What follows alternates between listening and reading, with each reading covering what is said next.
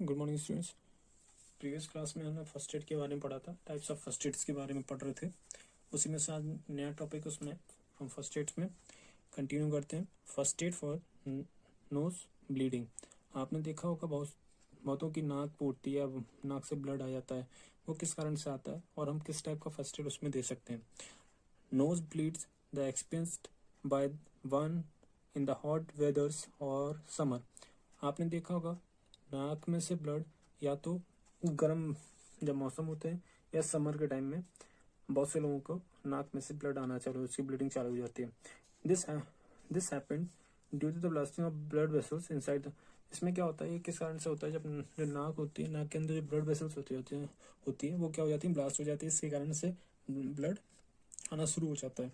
इन such cases या इन such case in case में क्या करना चाहिए, the patient should sit comfortable on chair with the head held back। Patients को जिसकी नाक से ब्लड आ रहा है उसे चेयर पे बैठा दें और उसके जो हेड है वो पीछे की तरफ झुका दें, ठीक है ना, बैक साइड की तरफ। The softly press the nose with the index finger and thumb to stop bleeding.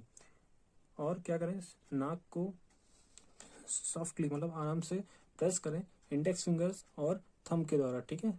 ये हेल्प से नोज को क्या करना है, प्रेस करना है, जिससे क्या होता है, ब्लीडिंग बंद हो जाएगी। बिफोर द ब्रेप the nose with a clean handkerchief. और उसको क्या करना है, नोज को कपड़े के द्वारा जो आपका हैंकी वजह से उससे रैप कर लेना है, ठीक है। Apply ice pack or the wet cloth on the nose and the forehead or forehead of the patient.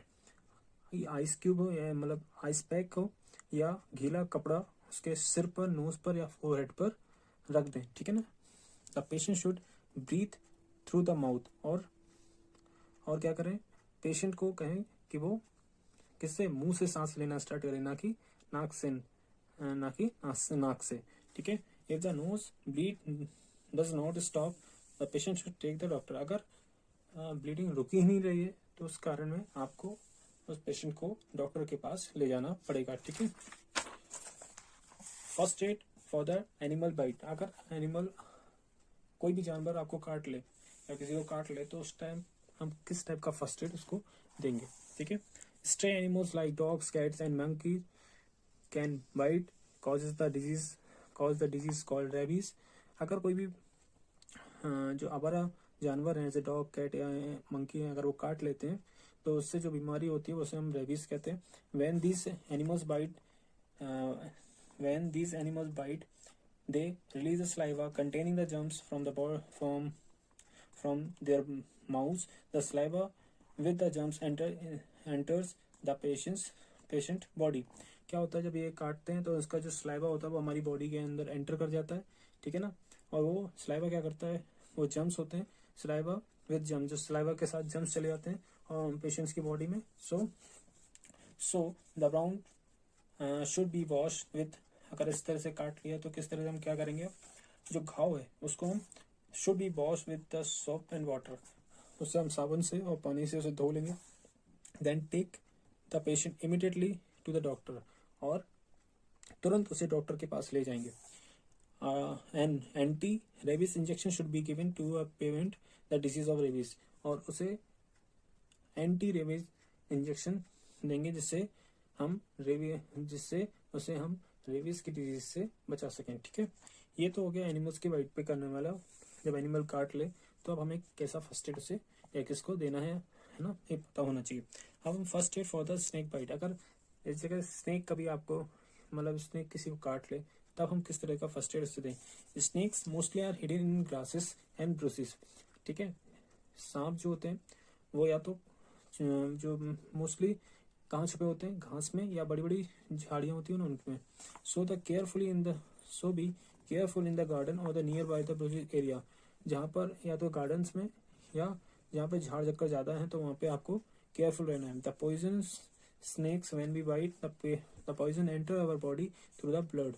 अगर वो द पॉइजन जो जहरीली सांप होते हैं अगर वो काटते हैं तो क्या होता है, तो जो पॉइजन है वो बॉडी के अंदर एंटर कर जाता है और वो ब्लड के थ्रू पूरी बॉडी में फैल जाता है।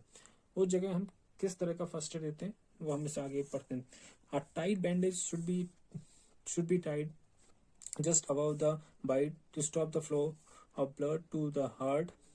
कभी भी किसी को अगर सांप ने काट लिया है तो जहाँ पे वो काटा है उससे उससे ऊपर कस के उसे एक कपड़े के द्वारा या किसी रस्सी के द्वारा उसे टाइटली उसे बांध देंगे. ठीक है, जिससे जो ब्लड है ना उसका फ्लो हार्ट तक नहीं होगा. अगर हार्ट तक ब्लड का फ्लो हो गया, as it might to result in the person's death, अगर वो जो ब्लड है वो हार्ट तक पहुंच गया तो संभवतः उसकी डेथ भी, उस पर्सन की डेथ भी हो सकती है. ठीक है, the patient should be taken to a hospital immediately given the anti venom injection. इस जगह अगर आपको किसी ने काटा है तो उस जगह हम एंटी वेनम इंजेक्शन देके, पॉइजन, वेनम मतलब होता है मेरा विष, एंटी वेनम मतलब होता है जहर जो अगर जो सांप के पॉइजन किया है उस पॉइजन को खत्म कर देता है. उससे हम डॉक्टर के पास ले आके उस पेशेंट को बचा सकते हैं. ठीक है, first aid for the insect bite. अगर इंसेक्ट कभी काट ले तो फर्स्ट एड किस तरह से देंगे. The insect such as bee and the wasp sometime the sting. क्या होता है, जो इंसेक्ट होते हैं वो क्या करते हैं, अपना डंक मार देते हैं ना. It causes the swelling and the reddening the affected area. क्या होता है, या तो उस जगह स्वेलिंग हो जाती है, सूजन आ जाती है, या लाल सा पड़ जाता है. ठीक है ना. The sting should be remove first. सबसे पहले उस डंक को निकाल लें. Then some ice should be applied on that area. और जो आइस है ना उसको अप्लाई करें, उसके ऊपर अप्लाई करें. ठीक है ना, अप्लाई मतलब उसे सेक ले, इससे आपकी जिससे वो स्वेलिंग है ना वो कम हो जाएगी. And antiseptic cream can also be apply on bitten area. जहाँ पर उस इंसेक्ट ने काटा है उस जगह हम एंटीसेप्टिक क्रीम भी लगा सकते हैं.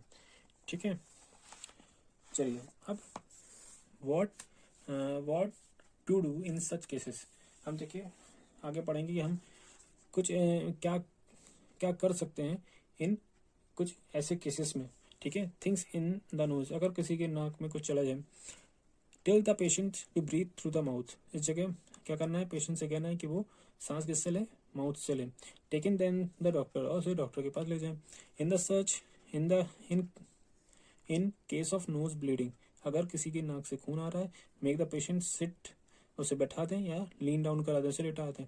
और विथ हेड और shoulder rise above the body, उसको लेटा दें मगर उसका जो सिर और शोल्डर है उसे बॉडी के अबव मतलब ऊपर होना चाहिए. Pinch the nostril together to stop bleeding. मैंने पिछले अभी बताया था, उसका क्या है, नोस्ट्रल को क्या करना है, पिंच मतलब दबा देना है, इससे ब्लड रुक जाती है. नाक को दबा लो तो ब्लड की जो ब्लीडिंग है उससे बंद हो सकती है. Sometime the cold water and towels apply to the face and the back of neck help to stop bleeding. Sometime क्या होता है, या तो ठंडा पानी या वो गीली वेट टॉवल को उसके फेस पे या उसके गले के ऊपर रखने से हम ब्लीडिंग को स्टॉप कर सकते हैं. ठीक है, थिंग्स इन समवन्स ईयर. अगर कुछ चीज अगर आपकी ईयर में चला गया तो उस जगह हम क्या करेंगे, pure a little sweet oil into the year. हम क्या ना ऑयल को कान में क्या करेंगे, डाल सकते हैं. And perhaps the things come out. इससे क्या होता है, शायद जो चीज अंदर गया है तो वो बाहर आ जाए. If does not take the patient to a doctor. अगर पेशेंट को डॉक्टर के पास नहीं ले जा सकते तो do not try to take the things out with the piece of wire और वुड. ये नहीं कि खुद ही से किसी तार से या किसी लकड़ी से आप उसको निकालने की कोशिश करने लगे. ठीक है, ऐसे करने से है ना आपके जो ईयर में है इन्फेक्शन भी हो सकता है, या वो अंदर ये भी टूट भी सकती है. ठीक है, थिंग्स संबंध इन आई.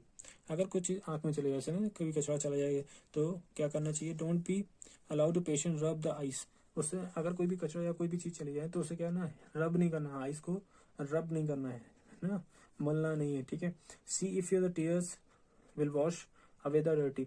जो आंसू होते हैं ना, जो टीयर्स होते हैं वो इसको क्या करते हैं, वॉश कर देते हैं, ठीक है। With the clean handicaps fold into a cone, the object can be removed। अगर विद द क्लीन, आपके पास अगर रुमाल है, रुमाल को फोल्ड करें और उसे कोन शेप में बनाएं, ठीक है, इस टाइप से, ठीक है, ये कोन बन जाएगा। तो कोन को उससे जो ऑब्जेक्ट कोई भी थिंग गया है उसे आंख में उस तरह से रिमूव कर लेंगे, ठीक है। ऑब्जेक्ट कैन बी रिमूव, उस तरह से हम कोई उसके अंदर अगर कचड़ा पकड़ा जो आंख में गया है तो उस तरह से हम रिमूव कर सकते हैं। इफ नॉट, अगर take the patient to a doctor, ठीक है, उसको डॉक्टर के पास ले जा सकते हैं, ठीक है। फर्स्ट एड बॉक्स, आपने फर्स्ट एड बॉक्स के बारे में सुना ही होगा। अब ये फर्स्ट एड बॉक्स में क्या क्या होना चाहिए, कहाँ कहाँ होना रहता है। अब first aid box should be kept in our house, आपके घर में फर्स्ट एड बॉक्स जरूर होना चाहिए। इन स्कूल, स्कूल में। इन ऑफिस, ऑफिस में। ऑफिस ऑल्सो, ऑफिस में भी, ठीक है। It's usually has to following things, और इसके अंदर क्या क्या चीजें होना चाहिए। फर्स्ट एड बॉक्स, एक बॉक्स होना चाहिए। आ स्मॉल कॉटन रोल, एक रुई का रोल होना चाहिए। सम बैंडेड, उसमें कुछ बैंडेड होना चाहिए। Small piece of clean clothes, उसमें साफ कपड़ा होना चाहिए। आ पीस ऑफ सीजर, एक सीजर होना चाहिए। एंटीसेप्टिक क्रीम एंड लोशन, कोई एंटीसेप्टिक क्रीम या लोशन होना चाहिए। स्मॉल सोप, एक छोटा साबुन होना चाहिए। थर्मोमीटर होना चाहिए। और रिपोर्ट बैंडेज, अगर कोई मोच वगैरह आ जाए तो उस टाइप का बैंडेड होना चाहिए, ठीक है। तो ये फर्स्ट एड के अंदर ये सब चीजें होना चाहिए, ठीक है। हमने इस चैप्टर को आपको इस चैप्टर को एक बार और ठीक से पढ़ना है, ठीक है। अगर कुछ चीज समझ में नहीं आए तो आप मुझसे पूछ भी सकते हैं। इसे ठीक से पढ़ेंगे तो अच्छे से तरीके से आपको और समझ में आ जाएगा, ठीक है। मैं आपको ये क्वेश्चन आंसर्स आपको पीडीएफ में सेंड करूंगा इसके, तो आपको सारे क्वेश्चन आंसर्स लिख लेना है अपनी नोट्सबुक में, ठीक है। आज के लिए सिर्फ इतना ही। इसके बाद आप क्वेश्चन आंसर्स लिए, नेक्स्ट हम नया चैप्टर स्टार्ट करेंगे। ओके बच्चे, थैंक यू।